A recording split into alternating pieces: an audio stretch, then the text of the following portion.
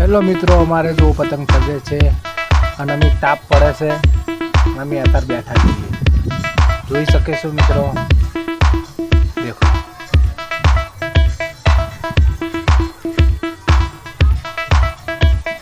અને માણસો બેઠા છે, અમે અહીંયા બેઠા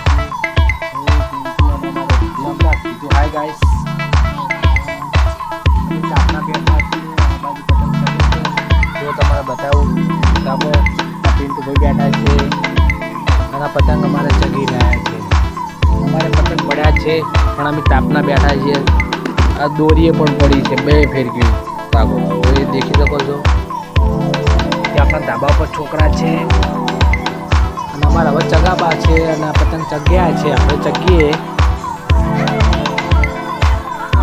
જોઈ શકો છો.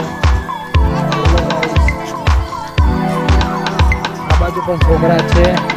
અમારા માતાજીનું મંદિર છે, માતાનું શંકર ભગવાનનું બે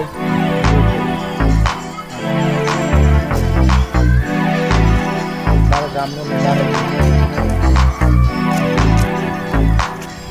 અમારું ઘર છે અને માતાજીનું એક મોટું ઝાડ છે, જાંબુડા. દેખી શકો છો, બધા પતંગ ચગે છે, દેખી શકો છો. માતાજી મિત્રો,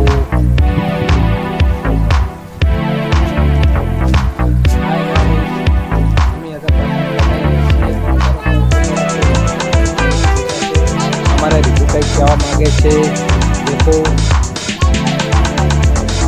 અમારા પિન્ટુભાઈ બેઠા છે, આ ડુબરા ડખ્ખા જેવા સુખ શાંતિ બેઠા. બે ફીરકી પડે, પતંગ પડ્યા છે, તડકો પડે છે, તાપને એવું લાગે છે કે હવે હાલ ચગાવો ભવિષ્ય ચગાવીએ. પતંગ ચગે છે, પાછા માથે જોઈ લો.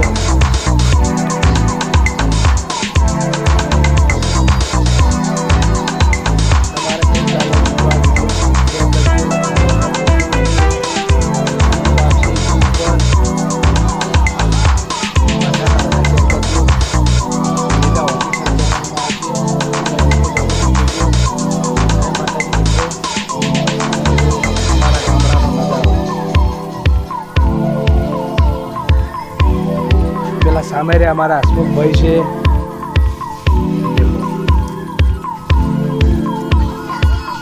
અમારા ગામમાં ઝાડી વધારે છે, કેમ કે ઉનાળામાં તડકો પડે એટલે બધા ઘરની આગળ મોટા મોટા ઝાડ વાવી દીધા છે. એટલે હવે અત્યારે પતંગ ચગાવવાની મજા નથી આવતી. બધા પતંગ ચગે છે પણ અમુક ઝાડે વેટાઈ જાય છે.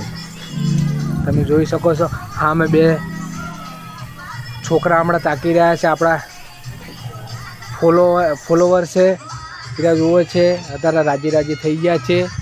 આ પતંગ ચગે છે, જુઓ, દેખી શકો છો, દેખી શકો છો ને મિત્રો. જય માતાજી. અહીંયા બ્લોગ પૂરો કરું છું. હવે પતંગ ચગાવો છે, પછી આગળના વિડીયો બતાવે. જય માતાજી.